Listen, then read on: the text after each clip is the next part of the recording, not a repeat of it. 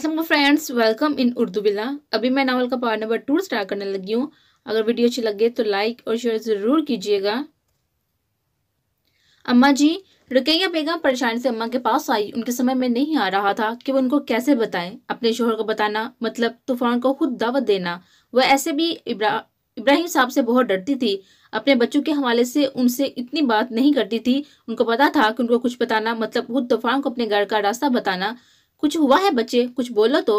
रुकैया बेगम दादी अम्मा के भाई की बेटी थी। वो दोनों आपस में सास बहू वाला रवैया बिल्कुल भी नहीं रखती थी। वो माँ बेटी जैसी थी। रुकैया उनसे आसानी से बात कर सकती थी। अम्मा जी, उसने बेहद परेशानी से बात शुरू की। अरे बोलो तो, क्या बात है हमारा? एक तो जब तुम इतना डर डर के बात शुरू करता है ना, मेरे भाई की औलाद तो लगता ही नहीं है तुम। अम्मा जी, वो बात ही ऐसी है। उन्होंने माथे से पसीना साफ करते हुए कहा। यह पसीना गर्मी की वजह से नहीं था, बल्कि इस तूफान की वजह से था जो उनके घर आने वाला था। अम्मा जी, वो जड़ी ने रिश्ते से इनकार कर दिया है। उन्होंने माथे पर हाथ रखते हुए कहा। क्या? ये क्या कह रहा है तुम? पागल वागल तो नहीं हो गया जरमीना? क्यों नहीं करना उसको रजब से शादी? अम्मा जी, जरी से बहुत मोहब्बत करती थी, मगर उसकी इस बात ने उनको भी हिला दिया था। तुम पूछो तो उसे, वो इनकार क्यों करता है?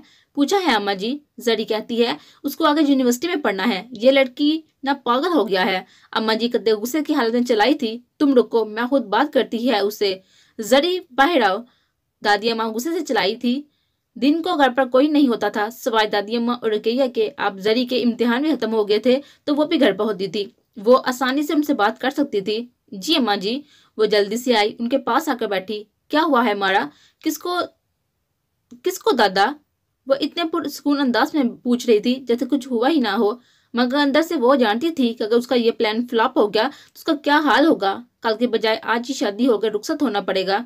दिल ही दिल में वो दुआ कर रही थी, अल्लाह जी मेरे साथ होना प्लीज, मुझे मुश्किल से निकालना प्लीज। दादी अम्मा ने उसको बहुत गौर से देखा। तुम्हें लगता है तुम ना करने से किसी पर कोई फर्क नहीं पड़ेगा? और यूनिवर्सिटी, तुम पागल वागल हो गया है क्या? नहीं दादी अम्मा, बिल्कुल भी नहीं पागल हुई मैं, उसने उसी पुरसुकून अंदाज में कहा। अपने बाप का पता है तुम्हें? वो जिंदा जमीन में उतारेगा तुझे।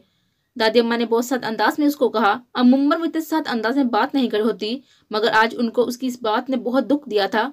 उसने इस रिश्ते से इनकार कर दिया था। जरी बदतमीजी की भी हद होती है। इतने दिन की चुप अम्मा अब बोले बगैर ना रह सकी। अम्मा, मैं बदतमीजी नहीं कर रही, अपना हक इस्तेमाल कर रही हूँ। अगर आपने मेरी रजब भाई से शादी करवानी है तो मुझे यूनिवर्सिटी की इजाजत दिलवा दें। उसकी रगों में भी उन्हीं का खून था। अम्मा की तरफ से वह जहांगेजी थी, बाप की तरफ से सबधनी थी। जिद उसकी खून में थी। ये कैसा जिद है दरमीना? दादी अम्मा ने परेशानी से बहू को देखा। बस दादी अम्मा, आप उसको कुछ भी कहें, बस बात यही है। वो कहकर उठकर चली गई। आपको पता था ना, तीर बिल्कुल निशाने पर लगा है। अम्मा और दादी अम्मा उसको बाबा जान के सामने कभी जलील नहीं करेगी। वो बाबा जान के फैसले के खिलाफ उसको कभी नहीं जाने देंगी। वो दोनों अब गहरी सोच में पड़ गई थी। उनको अपने बेटे का बहुत अच्छे से पता था और उसकी औलाद का भी जिद पर तो वो तीनों अपने बाप पे गए थे।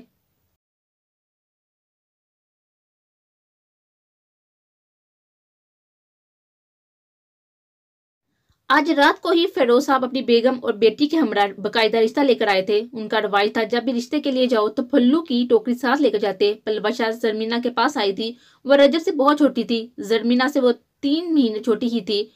जरी, तुम खुश तो हो ना? उसने उसके चेहरे को देखकर इंतहाई तशवीशनाक अंदाज में पूछा। बाबा जान खुश हैं तो मैं भी खुश हूँ, उसे सरसरी सा जवाब दिया, जैसे वह मजीद उससे और कोई बात ना करना चाह रही हो। मगर वो भी पलवशा थी, किधर चुप रह सकती थी। जबकि उसको ऐसा लगा कि उसके भाई के लिए जो लड़की मांग रहे हैं वो खुशी ही नहीं। जरी, तुम किसी और को पसंद करती हो? उसने उसके चेहरे को मुकम्मल देखते हुए कहा। जरी को लगा जैसे उसके पैरों के नीचे से किसी ने जमीन छीन ली हो, उसके सर से किसी ने चादर उतार ली हो। उसने बहुत हैरत से उसको देखा। क्या? क्या कहा है तुमने? फिर से कहना एक दफा।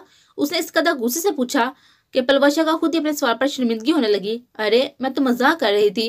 वो अपनी शर्मिंदगी को मिटाने के लिए फीका सा मुस्कुराई और वहां से उठकर दादी अम्मा के पास गई, जिधर सब बड़े बैठे थे।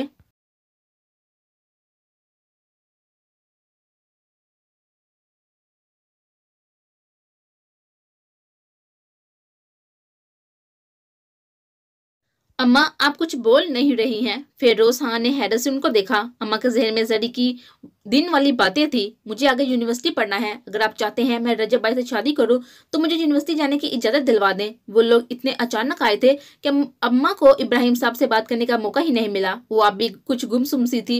उन्होंने अभी भी बेटे की बात नहीं सुनी थी। अम्मा आप ठीक तो है ना? इब्राहिम साहब अम्मा के पास आए और उनके माथे पर हाथ रखते हुए पूछा। हाँ हाँ मारा तो ठीक हूँ, मुझे क्या होना है भला? अम्मा आपकी तबीयत मुझे बेहतर नहीं लग रही, मैं डॉक्टर को कॉल करता हूँ। फेरोज साहब ने परेशान होते हुए कहा। नहीं नहीं फेरोज, मैं ठीक हूँ, तुम परेशान ना हो बच्चे। फेरोज और इब्राहिम साथ ही रहते थे, मगर जब से बच्चे बड़े हुए थे दोनों ने घर अलग कर लिए थे और बच्चे आपस में दूसरे से पर्दा करने लगे। इब्राहिम साहब छोटे और फेरोज साहब बड़े भाई थे। वो बस दो ही भाई और एक बहन थी। बहन की शादी मर्दान में हुई थी, वो वहीं पर रहती थी। अम्मा मैं जरी का हाथ मांगने आया हूँ। वैसे तो मैं इब्राहिम से सरसरी सा जिक्र किया था कि वो आपसे और आप भाभी से बात कर लें। फेरोज साहब माँ के पास बैठे और उनको कहा। रकीया बेगम और फेरोज साहब की जोजा भी वहीं पर मौजूद थी, मगर दोनों ने ऐसे चादर ले रखी थी कि मुंह सारा नजर न आए। वो लोग पर्दा करती थी एक दूसरे के शोहरों से। वो शुरू से ही पर्दा लिया करती थी जब साथ एक घर में भी रहती थी। फेरोज रज्जब मेरा बेटा है और बच्ची भी घर की है और बच्चा भी घर का है। इससे अच्छी और क्या बात है कि घर की बच्ची घर पर ही जाए। मगर मेरी एक शर्त है, जरमीना 2 साल यूनिवर्सिटी में पढ़ेगी।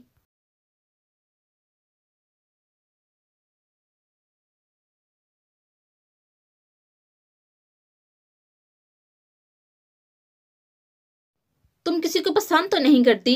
जरी को पलवाशा की ये बात गोली की तरह लगी। वो किसी लड़की को कह रही थी, उसको जिसने आज तक किसी नामहरम को नहीं देखा, किसी नामहरम की जुबान से अपना नाम नहीं सुना, किसी नामहरम का ख्याल भी अपने दिल में नहीं लाया। वो तो गहरी चादर लेती थी ताकि उसका एक बाल भी किसी को नजर ना आए। वो तो ऐसे बात करती थी कि उसकी आवाज भी कोई ना सुने ताकि किसी नामहरम को उसकी आवाज भी ना आए। वो तो अल्लाह पाक और आका जान के बगैर किसी की मोहब्बत को तस्वर ही नहीं कर सकती थी। वो किसी नामहरम को पसंद करेगी? वो उसने ये सोचते ही तौबा तौबा कहा। कानू को हाथ लगाया। ए अल्लाह पाक, मेरे दिल में कभी भी किसी नामहरम की मोहब्बत ना डालना। मेरे दिल से अपनी और अपने महबूब की मोहब्बत कभी भी ना लगाना। मैं खुश हूँ तेरी मोहब्बत में। मुझे किसी इंसान की मोहब्बत की कोई तलब नहीं। मुझे अपनी मोहब्बत से कभी भी महरूम ना करना मेरे मालिक। उसने हाथ उठाकर दुआ की और कुछ देर वैसे ही वहां पर हालिस सा ज़हन लिए बैठी रही। ये दुआ करते हुए उसने कब सोचा था कि वो मरेगी ही तो किसी नामहरम की मोहब्बत में। सब लोगों ने चूं कर दादी अम्मा को देखा। तुम लोग इसको मेरी शर्त समझो, मेरा फैसला, ये मेरा हुक्म है।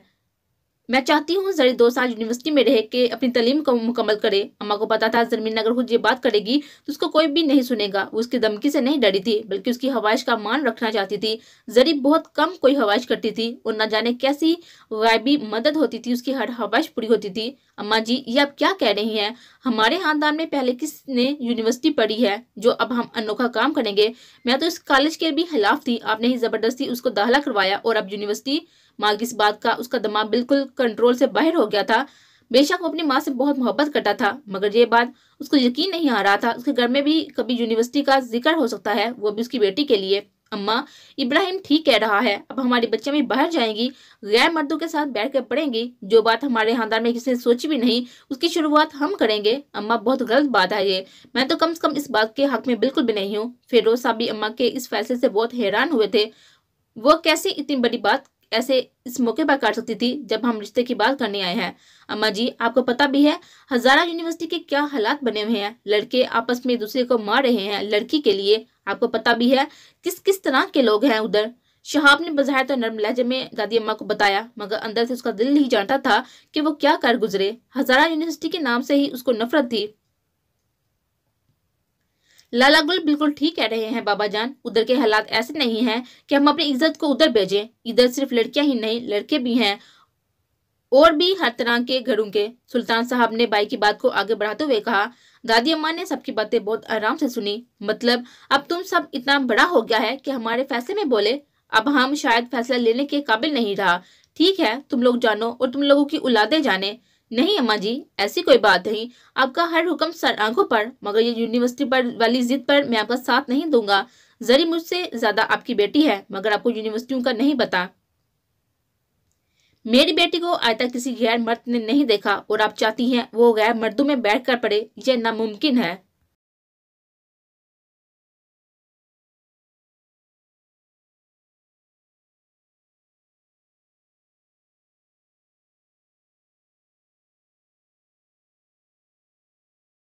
इब्राहिम साहब ने नजरें नीचे करके माँ को अपना फैसला सुनाया। ठीक है इब्राहिम, जैसे तुम लोग मुनासिब समझो। वो बहुत दिल बर्दाश्त होकर बोली। अम्मा जी, आप मेरी बात को क्यों नहीं समझ रही? खुदा के लिए मुझसे खफा ना हो, आप ऐसा नहीं सोच सकती। मैं जानता हूँ ये सब जरी का कहा होगा आपसे, उन्होंने पहले दुख से कहा और जरी का नाम लेते ही उनको अजीब सा जलाल आया था। वो लोग बेटी को कुछ कहना तो ही समझते थे, और वो भी किसी के सामने कुछ कहना। आज उन्होंने अपने असूल तोड़ दिए थे और एक जोरदार आवाज लगाई, जरमीना गुल, मैं उससे बाद में बात कर लूंगी। आपको उसको ऐसे क्यों? रुकिया बेगम ने बुखलाए हुए लहजे में कहा। जरमीना, उससे पहले दादी माँ कुछ कहती वो पाती हुई इधर आई। आपको आज लग रहा है जैसे उसकी जिंदगी का आखिरी दिन है? वो तीनों बहन भाई ऐसे भी अपने वाले से बहुत डरते थे, उनके सामने भी नहीं बैठते थे। और जरी, उसने तो बाप के सामने कभी सर उठाकर बात भी नहीं की थी। बाप के जरमीना कहने से ही उसके पैरों के नीचे से जमीन खींच ली थी। वो बाहर खड़ी सब सुन रही थी। उसको पता था कि क्या होने वाला है। जी बाबा जान, उसने कांपते हुए कहा। उसको ऐसा लग रहा था जैसे उसके जिस्म से रूह किसी ने निकाल दी हो। अम्मा जी क्या कह रही हैं? फेरोज साहब ने उसी अंदाज में पूछा जिस अंदाज में उन्होंने उसको बुलाया था। बस आवाज में पहले की निस्बत थोड़ी सी नरमी आई थी। क्या बाबा जान? उसने नजरें नीचे करके लड़खड़ाती टांगों के साथ पूछा। तुम आकर यूनिवर्सिटी पढ़ोगी? इब्राहिम साहब ने ऐसे पूछा उनको उसको जैसे लगा जैसे आसमान उस पर गिर गया हो, जमीन पैरों के नीचे से कहीं निकल गई हो, जैसे वो गहरी खाई में गिर गई हो। उसे सोचा भी नहीं था कि उसकी एक हवाइश का, सिर्फ एक हवाइश का ऐसे रद्दमल होगा। तुमसे पूछा है मैंने, इब्राहिम साहब ने आवाज को और ऊंचा किया। नहीं बाबा जान।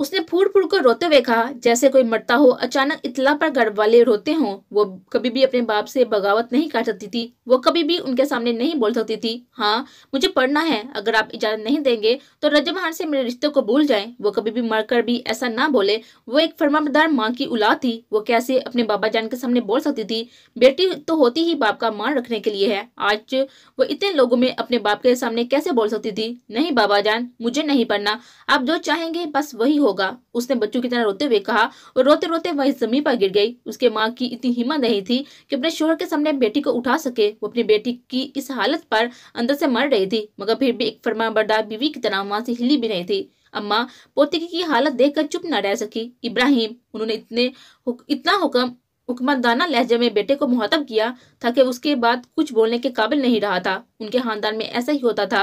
माँ बाप चारपाई से उठ भी ना सकते हों और औलाद कितनी ही बुरी क्यों ना हो जाए, माँ बाप के सामने वो नजरें भी नहीं उठा सकते थे। यही हाल इब्राहिम साहब का था और यही हाल उनकी औलाद का भी था। रुकैया, जमीना को उसके कमरे में लेकर जाओ, उन्होंने रुकैया बेगम को देखते हुए कहा, जो दूर कोने में बेजान से खड़ी अपनी बेटी की हालत देख रही थी। वो भागती हुई जमीना के पास आई जो जमीन पर बेहाल सी बैठी थी। जरी, जरी मेरे बच्चे, उन्होंने उसको रोते हुए माथे से प्यार किया। उठ जाओ मेरे बच्चे। उसको उसके दोनों कोहनियों से पकड़कर ऊपर उठाया। वो कमरे से बाहर ले गई। वो बेजान से उनके साथ चलती रही।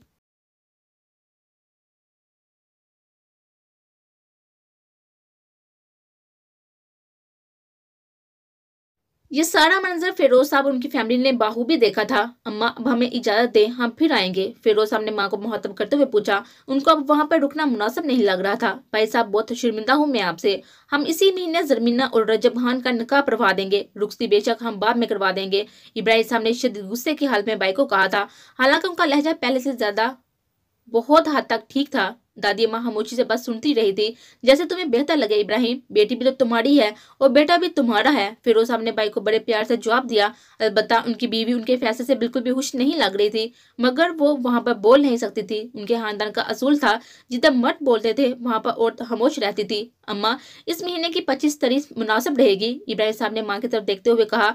आज उन्होंने पहली बार मां के सामने इनकार किया था, पहली बार मां के होते हुए अपना फैसला किया था। कहते हैं स्वाति गुस्से में कुछ ना सोचते हैं ना कुछ समझते हैं, बस फैसला करते हैं। आज भी ऐसा ही हुआ था, बगैर सोचे समझे हया में पली बेटी का फैसला हुआ था।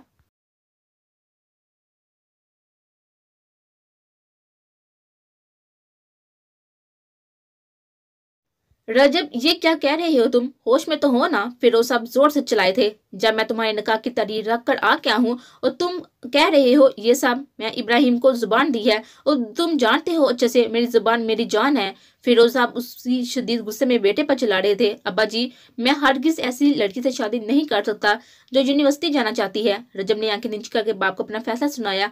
नाजिया बेगम ने कमरे में आकर बेटे को सारा मंजर बढ़ा चढ़ाकर सुनाया था। वो ऐसे ही जड़ी के बजाय अपनी बांजी को अपनी बहू बनाना चाहती थी। ये तो फेरोज साहब की जिद थी कि उनके घर की बहू उनकी बाई की बेटी जड़ी बने। मैं अब इब्राहिम से क्या कहूंगा कि मेरा बेटा तुम्हारी बेटी से इसलिए शादी नहीं कर सकता क्योंकि वो यूनिवर्सिटी जाना चाहती है। ये कोई बात करने वाली है। फेरोज साहब को इस बात से बहुत ज्यादा तैश आया था। उनका बस नहीं चल रहा था कि वो उठे और बेटे को मार मार कर नीला करे। फेरोज साहब का एक बेटा था, उनको बहुत अजीज था, उसकी कोई बात नहीं टाल देते। मगर ये बात मानने वाली किधर थी जो उसने कही थी। अब्बा जी, आप ये चाहते हैं कि मैं उसको शादी करके ले आऊं, उसकी और अपनी जिंदगी तबाह कर लूं? अगर आप ऐसा चाहते हैं तो ठीक है। उसने इंतहाई नरम लहजे में नजर नीचे करके बात को कहा। फेरोज साहब को पता था अगर उसने इनकार किया है तो शादी के बाद वही होगा जो उसने अभी कहा है। वो नहीं चाहते थे उनके भाई की बेटी उनके घर आकर कोई दुख उठाए।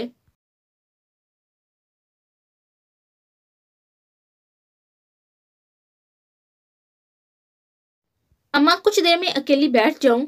उसने कमरे में आते हुए माँ को कहा। रुकैया बेगम को अपनी परवरिश पर बहुत नाज था। होता भी क्यों ना, उनको अल्लाह पाक ने इतनी लिहाज वाली बेटी से नवाजा था। वो माँ को कह सकती थी, खुदा के लिए मुझे इस वक्त अकेला छोड़ दे और जाए यहाँ से। मगर उसने ऐसा कुछ नहीं कहा था।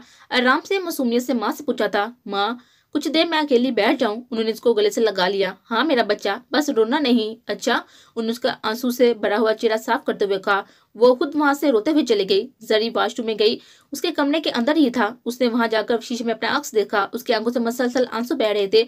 उसको इस बात का दुख नहीं था कि उसको यूनिवर्सिटी जाने की इजाजत नहीं मिली थी। उसको बस इस बात का दुख था उसके बड़े अब्बू की फैमिली के सामने उसे जलील किया गया था। उसने कौन सी बहुत गलत बात कही थी।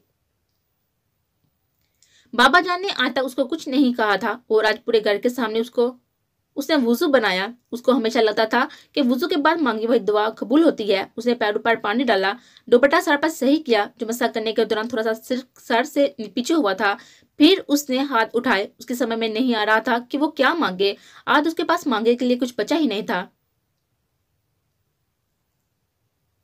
उसने बगैर दुआ मांगे अपने हाथ अपने चेहरे पर फेरे और रोते रोते बाहर आई। फिर जाए नमाज डाली, उस पर बैठ गई। उसका दिल चाह रहा था कि वो भागकर किसी पहाड़ी पर जाए और ऊंचा ऊंचा रोए, जहां कोई उसकी आवाज ना सुने, कोई उसको ना देखे। वो रो रो कर अल्लाह से बातें करे, उनसे शिकायतें करे और ऊंचा ऊंचा रोए। मगर वो ऐसा कुछ नहीं कर सकती थी। उसने अपना सर घुटनों में रखा और बच्चों की तरह सिसकियां लेकर रोने लगी। अल्लाह जी, आपने देखा है ना आज मुझे बाबा जान ने कितना डांटा है। वो सिसकियां ले लेकर अल्लाह पाक को आज की सारी कहानी सुना रही थी। वो ऐसी ही थी। दिन में जो भी होता, वो जो भी करती, रात को जाए नमाज पर बैठकर अल्लाह पाक को सारी कहानी सुनाती। वो आज भी ऐसा ही कर रही थी और आज तो दुख ही बड़ा था। आपको पता है ये बात, बाबा जान ने मेरे निकाह की तारीख भी रख दी है। अल्लाह जी सुने ना, मुझे नहीं करनी ना अभी शादी। उसने इसी तरह रोते हुए कहा। हाँ अलबत्ता सिसकियों में थोड़ी सी कमी जरूर आई थी। वो जब भी अल्लाह पाक से बात करती थी हमेशा पुरसुकून हो जाती थी, मगर आज उसको बहुत दुख था। अल्लाह जी, बाबा जान मुझे ऐसे कैसे सबके सामने डांट सकते हैं? उसने फिर से रोते हुए कहा। अभी तक उसने सर घुटनों से नहीं ऊपर किया था। अल्लाह जी, मैं खफा हूँ आपसे भी। आप चाहें तो बाबा जान के दिल में नरमी डाल सकते थे ना।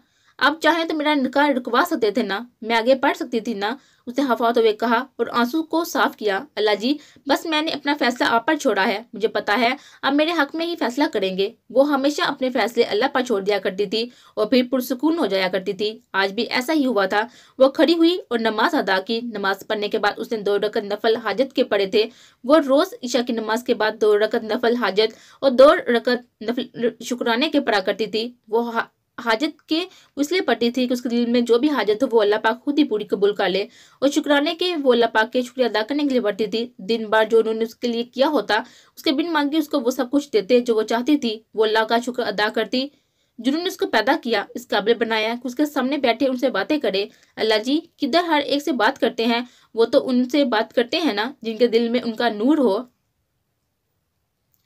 अम्मा, मुझे आपसे कुछ बात करनी है। मुझे पता है आप मेरी बात को जरूर समझेगी। मैं फेरोज साहब को बताए बगैर आई हूँ। मुझे पता है वो आपसे और इब्राहिम साहब से कभी भी बात नहीं करेंगे। मुझे मेरी मजबूरी यहाँ लाई है, वरना मैं से कभी ना आती। नाजिया बेगम आज अम्मा के पास आई थी और बनावटी दुख के साथ माँ को एक ही सांस में सारा किस्सा सुना रही थी।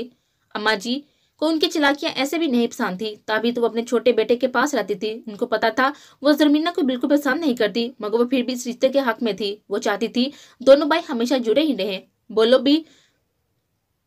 बोलो भी मारा, क्या कहना चाहता है तुम? दादी अम्मा ने उकताए जाने वाले अंदाज में कहा तो वो फौरन बोल उठी, अम्मा जी आपको पता है ना, माँ बाप औलाद के सामने मजबूर होते हैं। अब तुम तो वो भी बोलेगा जिसके लिए इतना लंबा तकरीर कर रहा है। अम्मा जी को बात समझ नहीं आ रही थी कि वो क्या कहना चाहती है। रकिया बेगम चाय बनाने बाहर किचन में थी। वो दोनों इस वक्त कमरे में अकेली बैठी थी। वो अम्मा जी रजब ने निकाह से इनकार कर दिया है। नाजिया बेगम ने नजरें झुकाकर अम्मा जी को बताया। उनके तो दिल में लड्डू फूट रहे थे। फिरोज साहब तो बताने से रहे। अच्छा हुआ जो उसने बताकर किस्सा ही खत्म कर दिया। क्या रिश्ते से इनकार? क्यों? क्या कमी है हमारी जमीन गुल में जो उसे इनकार किया? दादी अम्मा एक सांस में बोलते चली गई। उनको पता था ये और कुछ ना कुछ तो जरूर ही करेगी, मगर इतनी जल्दी उस बात की उन्हें बिल्कुल भी उम्मीद नहीं थी। अम्मा, वो रजब कहता है कि वो ऐसी लड़की से शादी नहीं करेगा जिसको यूनिवर्सिटियां पढ़ने का शौक है। उन्होंने बगैर किसी लिहाज से एकदम से ये बात कह दी। उससे पहले कि अम्मा कुछ बोलती, दरवाजे पर खड़े इब्राहिम साहब एकदम बोल उठे। उन दोनों को पता ही नहीं चला था कि वो कब आए और सारी बातें भी सुन ली थी। भाभी साहब, आपको परेशान होने की जरूरत नहीं। हमारा बच्ची हम पर कोई बोझ नहीं है जो किसी को भी दे दे हम। उन्होंने भाभी की तरफ कमर करके इंतहाई रोबदार तरीके से कहा। भाभी ने पर्दा नहीं लिया हुआ था तो वो कमर मोड़ कर खड़े हुए थे। नहीं नहीं इब्राहिम भाई, हम मना लेंगे उसको। नाजिया बेगम ने बात को संभालते हुए कहा। उनको बिल्कुल भी अंदाजा नहीं था कि इब्राहिम साहब उसके मुंह से ही सब सुन लेंगे। वो तो अम्मा को बताने आई थी और अम्मा इब्राहिम साहब को खुद ही बता देंगी और बगैर उन पर बात आए सारा मसला हल हो जाएगा। मगर यहाँ तो मसला खत्म होने के बजाय ज्यादा हो गया था। अगर रजब के अब्बा को पता चल गया कि मैं उनसे बगैर पूछे आई हूँ और आपको ये बात बता दी है तो वो मुझे जान से मार देंगे। कुछ वक्त पहले के मकार नाजिया बेगम अब बिल्कुल खौफजदा थी। उनको पता था कि उनका क्या अंजाम होने वाला है। अगर भाई साहब को बता दीजिएगा भाभी, हम अपनी जरमीना गुल का हाथ रजब खान के हाथ में नहीं देंगे क्योंकि हमारी बेटी आगे पड़ेगी। इब्राहिम साहब ने कमरा मोड़कर ही जवाब दिया। वो खुद कमरे से बाहर चले गए और रकिया बेगम हाथ में चाय और पकौड़ों का ट्रे लिए वहीं खड़ी रही। उनको सारी बात समझ आई, मगर एक बात वो समझ नहीं कर सकी कि मेरी बेटी आगे बढ़ेगी।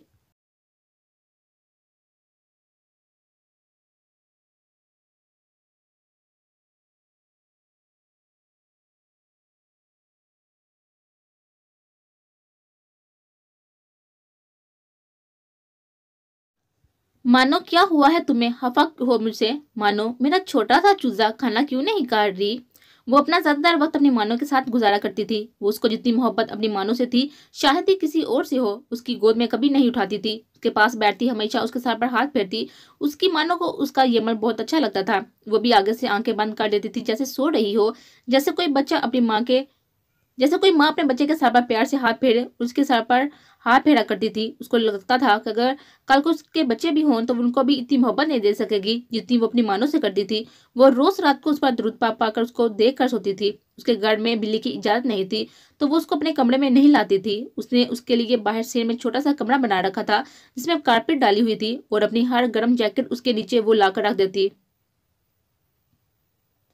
चूंकि मानसहरा एक पहाड़ी इलाका है और इधर शदीद ठंड पड़ती है और जरी जैकेट की आशिक थी। उसके पास इतनी जैकेट्स होती कि पूरी सर्दी भी एक एक जैकेट रोज पहने तो भी खत्म ना हो। उसको भी जो भी जैकेट बहुत गर्म लगती वो मानो के कमरे में डाल देती ताकि मानो गर्म रहे। उसने इतने दिनों से मानो से सही से बात नहीं की थी और ना ही उसको सही से प्यार किया था, तो हफा होना तो उसका हक बनता था। वो पैरों के बल मानो के पास बैठी उसको कुर्सी पर बिठाया और दोनों हाथों में उसका मुंह बहुत प्यार से लिया। वो खुद आगे होकर उसके नाक पर प्यार किया। मेरा बच्चा, अब तो राजी हो जाओ ना। उसने थोड़ा सा रोने की एक्टिंग करते हुए कहा। वो फौरन म्याऊं म्याऊं करने लगी। उसने एक बार फिर उसकी नाक पर प्यार किया और मुस्कुराते हुए बोली, मानो बहुत मोहब्बत है मुझे तुमसे। वो सफेद रंग की इंतहाई खूबसूरत बिल्ली थी। वो उसकी हर बात समझती, उसके साथ वाह करती, जिधर भी वो जाती उसके पीछे पीछे होती। जडी को उसकी नाक बहुत पसंद थी। वो हमेशा उसको उसकी नाक पर प्यार करती थी और साथ इधर उधर देखा भी करती थी कहीं अम्मा की नजर न पड़ जाए उस पर और फिर से एक कवाली शुरू हो जाए।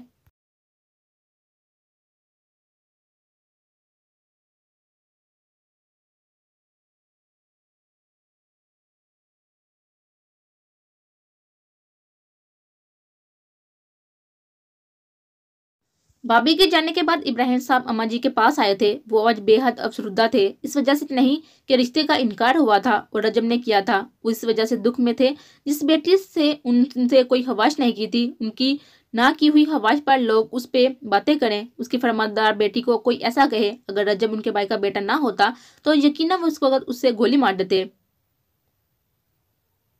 अम्मा जी, बच्चों को पता ना चले कि बाई आई थी। भाभी आई थी और रजब ने जरी के लिए ऐसा कहा है। फिरोज साहब ने नजर झुकाकर माँ को कहा। वो ऐसे भी अपनी उस दिन की बात से बहुत ज्यादा शर्मिंदा थे। अम्मा जी, अगर शहाब और सुल्तान को पता चल गया कि रजब ने ऐसा कहा है तो उसको छोड़ेंगे नहीं। मैं नहीं चाहता कि बच्चों के दिल में दूसरे की तरफ से कोई मैल लाए। तुमने बहुत अच्छा सोचा है बच्चे। माँ ने बहुत प्यार से बेटे के कंधे पर हाथ फेंक कर कहा। अम्मा, मैंने एक फैसला किया है, उन्होंने माँ की तरफ देखते हुए कहा।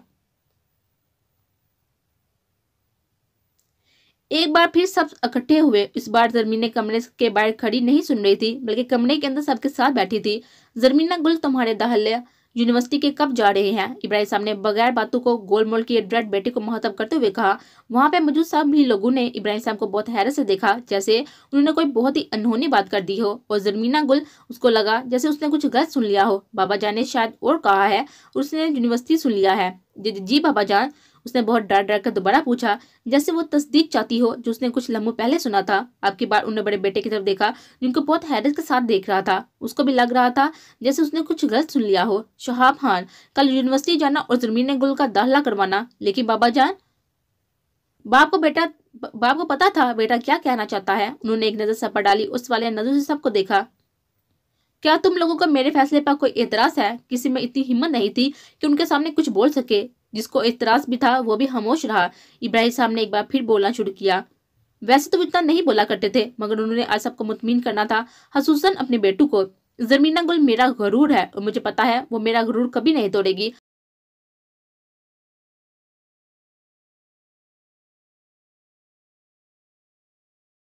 उन्होंने बड़े मान से बेटी को देखकर कहा था।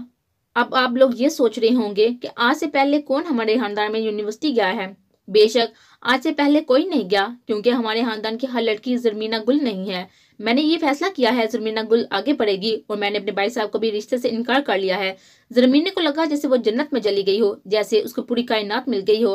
वो नजरें झुकाए आंखों में आंसू लिए बैठी थी। उसको बिल्कुल भी यकीन नहीं था कि उसके बाबा जान आज उसके लिए बोलेंगे। उसके लिए आज दुनिया का मुबारक तरीन दिन था। इसलिए इसलिए नहीं कि उसकी ख्वाहिश पूरी हुई थी, इसकी दुआ पूरी हुई थी। आज उसके बाबा जान ने उसको अपना गरूर कहा था। अल्लाह पाक ने उसकी मांगी हुई दुआ कबूल फरमाई थी। उसने सोचा था वो बाबा जान का गरूर बनकर दिखाएगी, उनका वो मान कभी नहीं तोड़ेगी। वो बहुत खुश थी, और शायद उससे ज्यादा उसकी माँ खुश थी। आज उसके शोहर ने अपनी बेटी के हक में फैसला किया था। उनको पता था उन्होंने ये फैसला जिद में लिया है। उनको बस ये खुशी थी कि उन्होंने जरी को पहली बार अपना गरूर कहा था, उनको अपना मान कहा था। जरी की जिंदगी का एक नया सफर शुरू होने वाला था। अब खुदा जाने वो सफर तालीम था या सफर इश्क।